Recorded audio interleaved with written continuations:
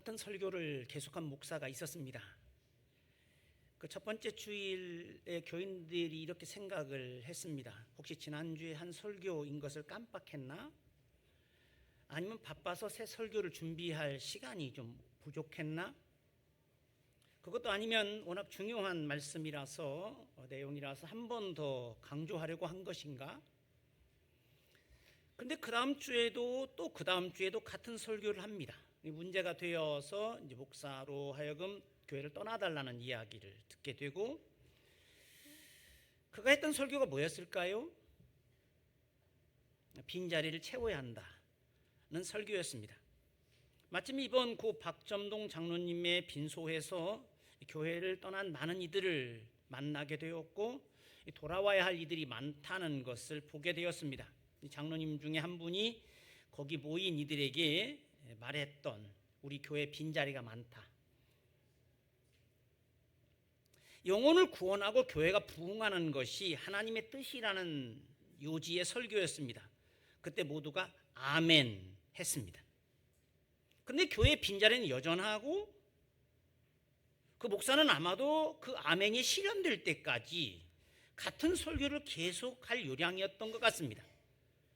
어쩌면 그는 떠나는 마지막 이임의 예배에서도 같은 설교를 했을 것 같습니다. 재미있는 이야기입니다. 물론 이 이야기는 합리적이지는 않습니다. 왜 교회에 온 소중한 교인들은 안 보이고 안 보이는 사람들의 빈자리만 보일까?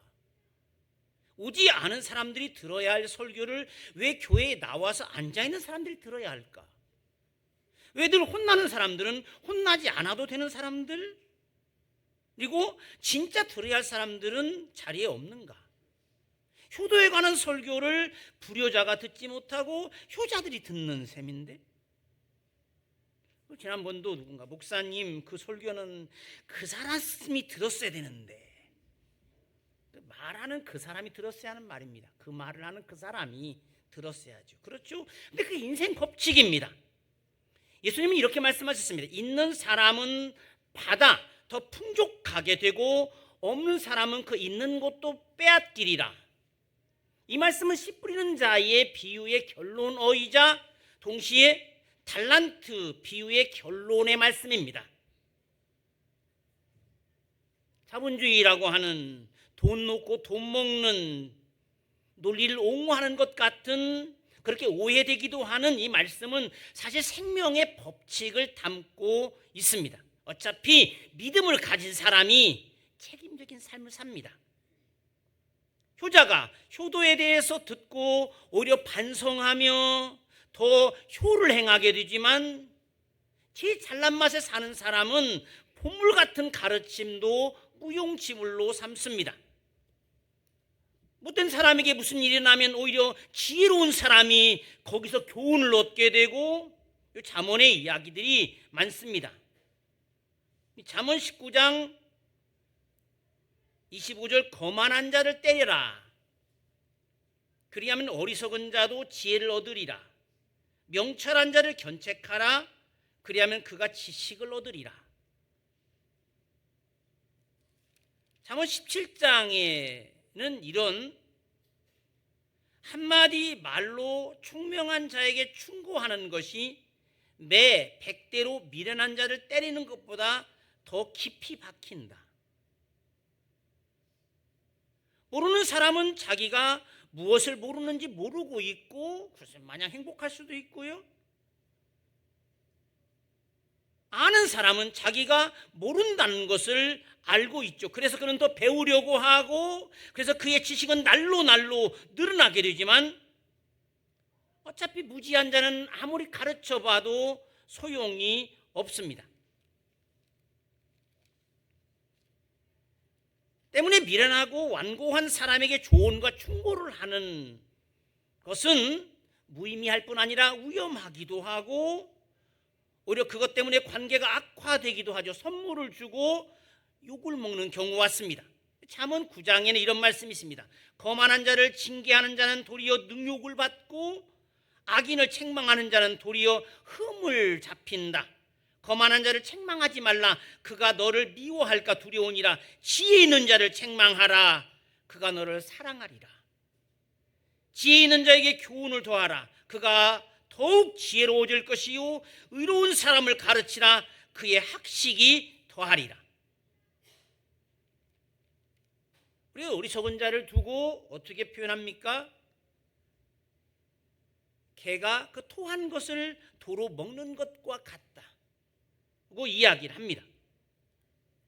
그러므로 그를 가르치는 것은 헛수고에 불과하고 실제로 유식하고 많이 배운 사람의 삶이 행복해진다는 통계가 있습니다. 알면 지혜자의 몫이고 그가 받는 선물입니다. 그것이 신비로운 일입니다. 믿음은 바로 그 지식, 그 지혜입니다. 이 믿는다는 말은 아멘이란 단어입니다. 창세기 15장 6절에 아브라함이 주님을 믿으니 주께서 아브라함의 그런 믿음을 의로 여기셨다. 여기 믿는다는 말이 아멘입니다. 이 아브라함의 이야기에서부터 시작해 모세와 관련된 보도에도 아멘이 나옵니다. 출애굽기 4장에 보면 이렇게 모세가 하나님께 그들이 나를 믿지 아니할 것이고요, 5절에 내게 나타난 하나님인 줄 믿게 하려고 하는 것이고, 그 다음에 8절에도 보면 믿지 않고가 등장합니다. 31절에도 보면 백성이 믿었다는 말이 나오고, 뒤 14장에 마지막 31절에 마지막 주님과 그의 종 모세를 믿었다. 이 단어가 다 아멘입니다. 믿는다는 뜻으로 사용된 단어, 이 아멘은 시편에 가장 많이 등장하는 말인데, 우리가 다른데 시편이 가장 큰 긴 책이라 하는 의미도 있지만 성문서, 즉 응답에 속한 책이라는 것에서도 그 원인을 찾아볼 수 있습니다. 우리가 전에 한번 말씀드렸듯이 구약 성서는, 히브리어 성서는 율법서, 모세오경이 있고, 그 다음에 예언서가 있고, 그 다음에 성문서가 있고, 이것은 예배학적으로 구성이 되어 있는데, 모세오경은 들어라는 말로 소위 좁은 의미의 하나님 말씀, 예언서는 돌아오라, 기억하라, 잊지 말라는 말로 요약할 수 있는 중재자의 말씀, 해석자의 말씀, 예언자의 말씀, 그리고 세 번째 성문서 부분은 할렐루야, 찬양하라는 말로 요약할 수 있을 인간의 응답을 특징 지운다고 할 수 있고, 그래서 이 성문서인 세 번째 책의 첫 책인 시편에 가장 많이 나옵니다.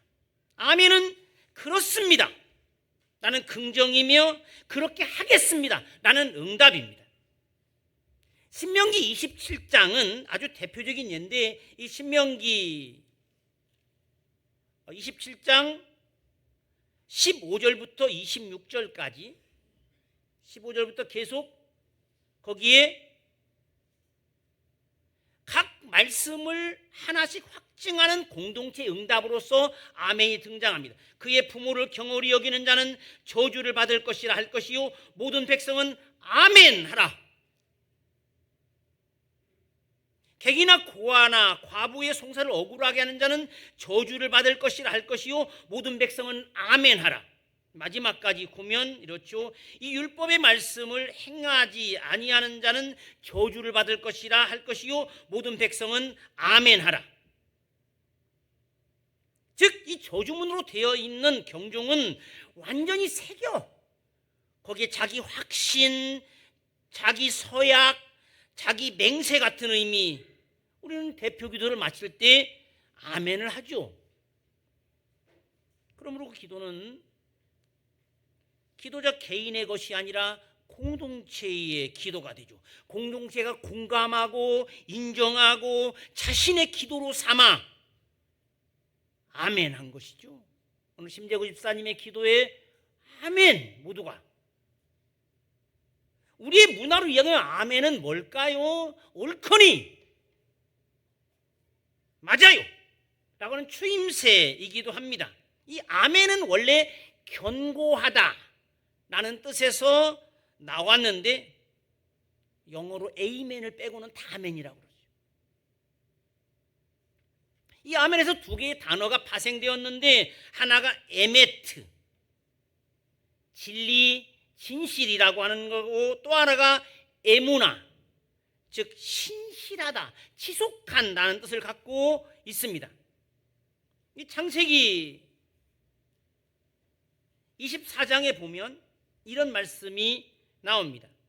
여기에 아브라함의 늙은 종이, 지혜로운 종이 아브라함의 아들인 이삭을 위한 신부를 찾기 위하여 갔다가 돌아오는 이야기인데, 거기에 있길 내 주인 아브라함의 하나님 주께서 나를 바른 길로 인도하사 쭉쭉쭉 이제 당신들이 인자함과 진실함으로, 이 바르다는 말이 아멘입니다. 또 하나가 지속되는 에무나인데, 출애굽기 17장에 보면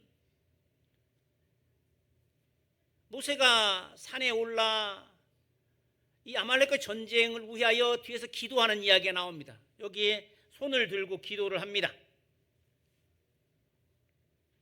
근데 손을 들고 있으면 어떻게 합니까? 이기긴 하지만 가만히 있으면 힘이 듭니다. 다시 내려오게 되죠. 그 이야기가 등장하는데, 이 17장 12절에 보면 모세 팔이 피곤해서 그들이 소위 아론과 훌이 돌을 가져다가 모세 아래에 놓아 앉고, 아론과 훌이 두 사람이 이쪽에 저쪽에서, 그래서 모세의 손을 붙들어 올렸더니 그 손이 해가 지도록 내려오지 않지 지속됐단 말입니다. 아멘은 진짜이고 그것이 끝까지 가야 하는 것이죠.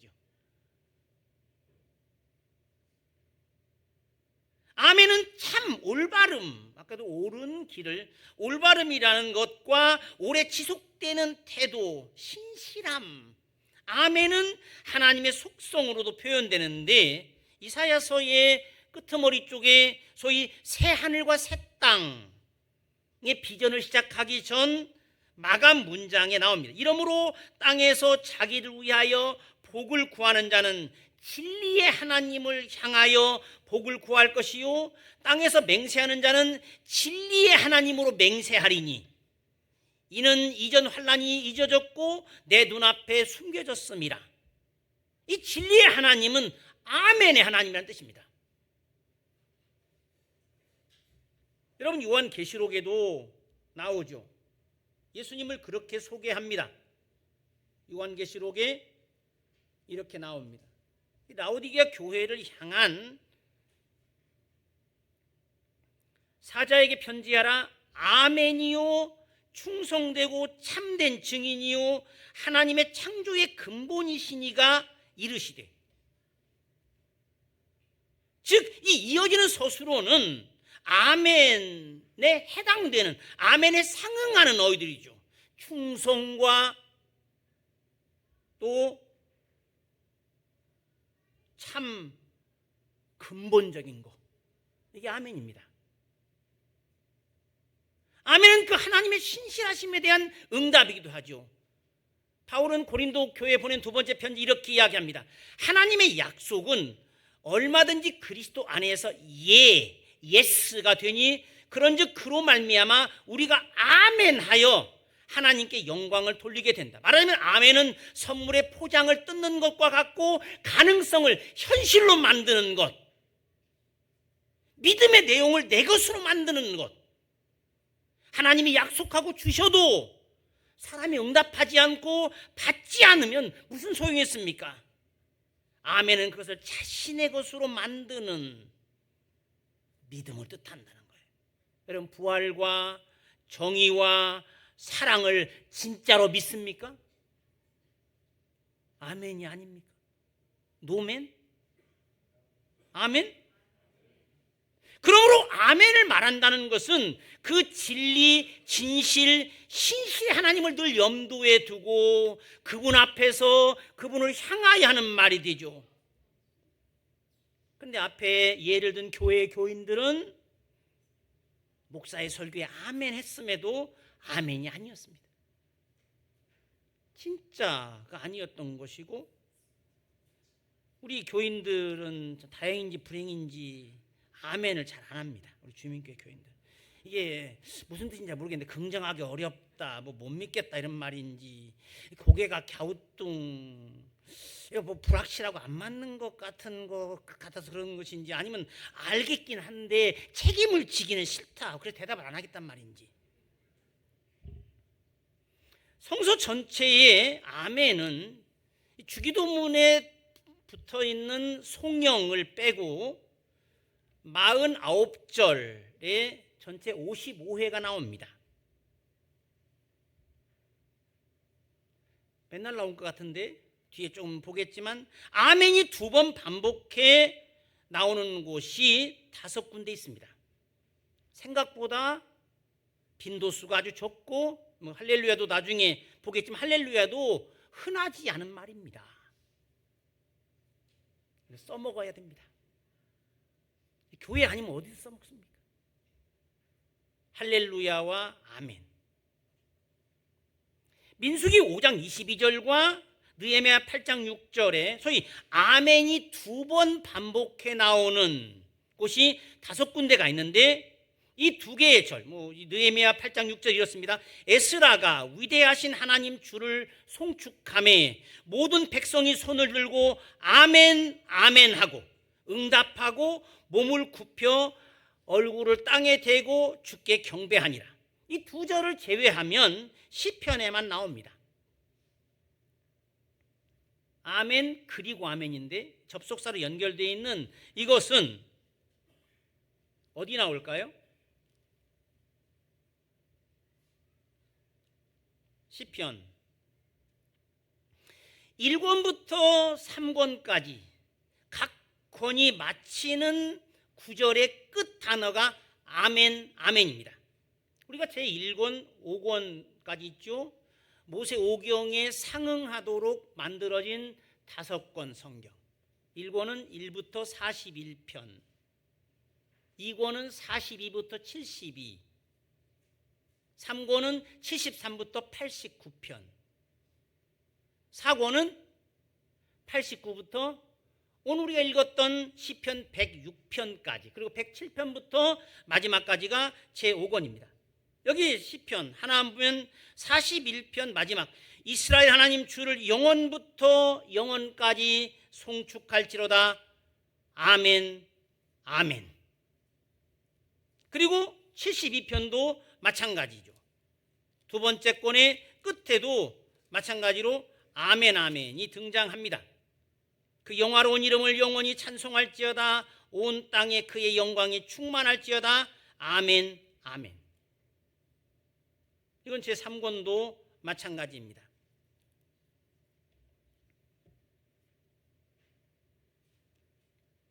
그리고 부름 찬양구인 지금 이스라엘 하나님 주를 찬양하라 아멘 아멘, 마치 각 책의 마감구에 이어 마침표를 찍듯이 그렇습니다, 예 알겠습니다, 긍정하고 응답하는 것, 5번째 책으로 넘어가기 전 제4권이 마칠 때 비로소 뭐가 나옵니까? 아멘 할렐루야가 나옵니다. 이것이 마지막 89편 아멘 아멘에 이어서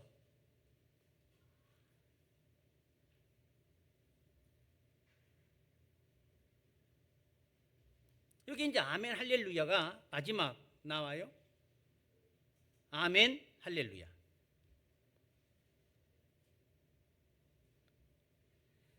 (106편) 마지막, 그래서 우리가 이 본문을 선택했는데, 주 이스라엘 하나님을 영원부터 영원까지 찬양할지어다, 모든 백성들아 아멘 할지어다 할렐루야. 이 독일 교회에서는 사순절 기간 동안에 할렐루야가 생략되고 대신에 그 자리에 인도자만이 아멘으로 마감을 합니다. 이렇게 성경을 읽고 나서 생명의 말씀에 대하여 감사합니다. Dank sei dir für das Wort des Lebens. 할렐루야. 그러면 교인들이 어떻게 해요? 할렐루야 할렐루야 노래를 응답을 하죠. 근데 할렐루야가 침묵함으로써 사순절은 기쁨과 환호의 계절이 아님을 절제해야 하는 때물, 부활절에 부르게 되는 할렐루야는 그래서 기쁨을 분출하는 환호성이, 그때까지 부를 수 없었던 그 기쁨의 이야기, 우리는 뭐 아무 때나 하니까 상관없습니다만 독일에 있을 때는 이 사순절 기간 동안에 할렐루야를 말하고 싶어서 얼마나 그 기쁨이 드디어 하게 되었을 때, 어쨌든 할렐루야와 아멘은 교회에서 사용하는 대표적인 신앙의 용어입니다. 경건한 그리스도인 기수가 한 사람이 있었습니다. 말을 타는 사람. 그는 모든 걸 신앙적으로 하고 싶어서 자신이 타는 말에게 할렐루야와 아멘을 가르쳤습니다. 할렐루야는 출발, 아멘은 멈춤. 매 순간마다 신앙적으로 살려고 그는 말조차 신앙적으로 훈련을 시켰죠. 그래서 그 말이 드디어 명령에 익숙하게 되었고 기수의 의도대로 아주 경건한 말이 되었습니다. 어느 날 그는 말을 타고 할렐루야를 외치며 길을 떠났습니다. 그런데 가다 보니 저 앞에 낭떠러지가 나오지 않나 하고 당황한 그는 말을 멈춰야 하는데 멈춰 해도 안 멈춰, 스톱 해도 안 멈춰. 너무나 당황하니 멈추라는 명령어가 생각나지 않는 겁니다. 낭떠러지는 점점 가까워오고 해서 그는 마지막으로 주기도를 드리고 인생을 마치겠다. 기도의 끝에 주기도를 마치면서 마지막에 뭘 하죠? 아멘 하자 말이, 그 경건한 말이 낭떠러지 바로 앞에서 멈췄어요. 너무나 기쁜 나머지 소리를 졌죠. 할렐루야. 그는 그 순간 그렇게 하나님을 찬양하며 천국으로 갔습니다. 그러나 아멘 역시 찬양과 무관한 것이 아닙니다. 바울의 편지들을 보면 영원한 찬양의 마감어로 사용되죠. 로마서 1장, 9장, 11장, 16장 등의 사실은 할렐루야와 같은 의미입니다. 신약성서에서 아멘이 가장 많이 나오는 책이 요한계시록입니다. 전에 아까 할렐루야를 말씀드렸는데 할렐루야는 성경에 몇 번 나올까요? 기억력이 좀 없으십니다만 말씀드렸는데 28번 나옵니다. 그런데 구약성서와 신약성서에 딱 한 권씩에만 나옵니다. 구약성서의 시편에만 할렐루야가 나오고 신약성서는 요한계시록에만 나옵니다.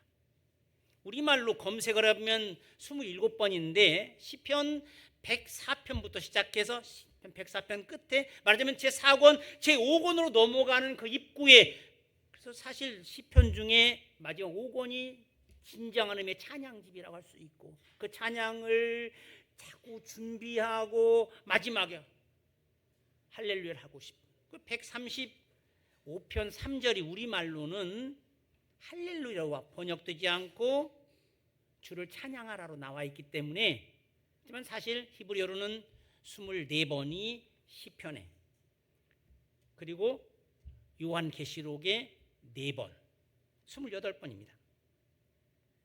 그런데 아멘도 신약 성서에서 가장 많이 나오는 곳이 바로 요한계시록입니다. 그 찬양의 봉인같이 할렐루야 마찬가지로 아멘도 최종적인 명령에 대한 예로 대답한 것. 사실 예수는 우리에게 하나님의 어떤 근원적인, 결정적인, 최종적인, 진실한 긍정의 예가 되었죠. 우리를 인정해 주시고 우리를 사랑해 주시고, 로마서가 말하고 있듯이 우리에 대한 하나님의 진심이 그의 아들의 죽음에서 증명되었고, 그럼 우리도 하나님의 우리에 대한 예스에 대하여 우리가 아멘으로 응답해서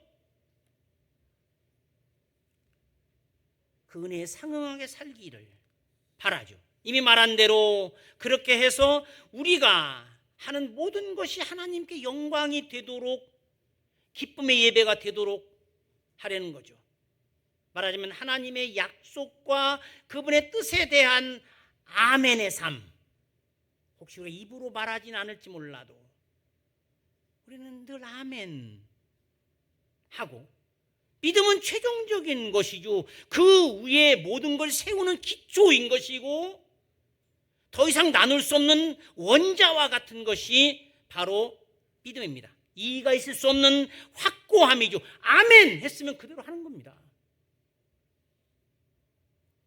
흔들림이 있어서는 믿음이 아니죠. 아까 말한 믿음의 기본 뜻은 견고하다 라는 뜻이고 최종적인 것이기 때문입니다. 아스에 대한 이사야의 전언은 그렇습니다. 그가 북왕국 에브라임과 아람이 동맹을 맺고 침략한다는 소리를 듣자 그의 백성과 마찬가지로 그의 마음이 숲이 바람에 흔들리듯 흔들렸을 때 했던 말씀. 만일 너희가 굳게 믿지 아니하면 너희는 굳게 서지 못하리라.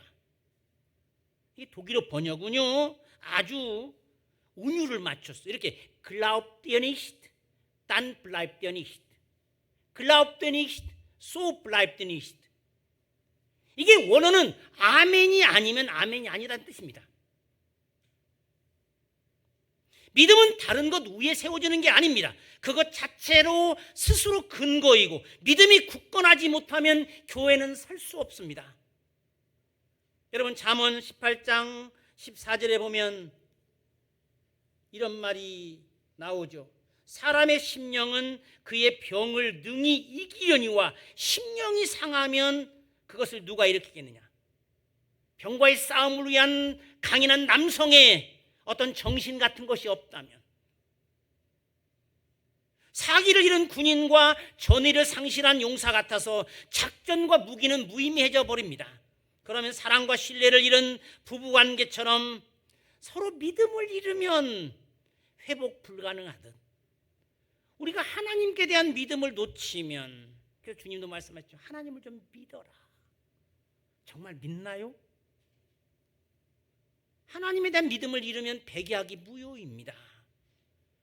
우리 교회가 그 자신 아멘이신 하나님을 섬기는, 아까 말씀드린 아멘은 바른, 진실한, 참인, 끝까지 가는 그 아멘인 하나님을 섬기는, 그리고 우리에게 예가 되신, 예스, 나는 너를 믿어, 내가 너를 지킬 거야, 나는 너를 호의적으로 대하고 너는 내 아들이고 딸이야 라고 말씀하시는,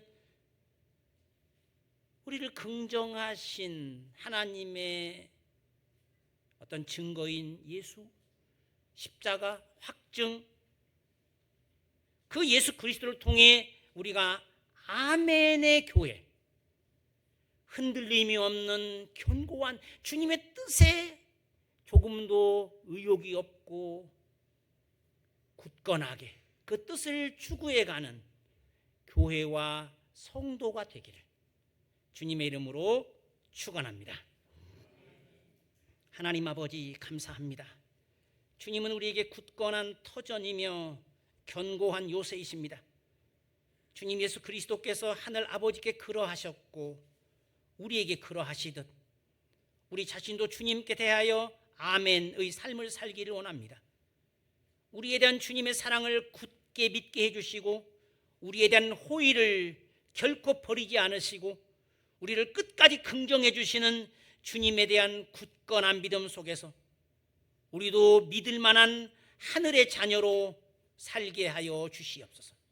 너는 내 딸이다, 너는 내 아들이다 라고 말씀하시는 하늘의 음성을 듣고 하늘 아버지를 닮은 자녀로 책망받을 것이, 흠잡을 것이 없게 우리가 주님의 진실과 성실하심을 따라 어떤 경우에도 흔들림 없이 담대하고 확고하게 살게 하여 주시옵소서. 우리 구주 예수 그리스도의 이름으로 기도하옵나이다. 아멘.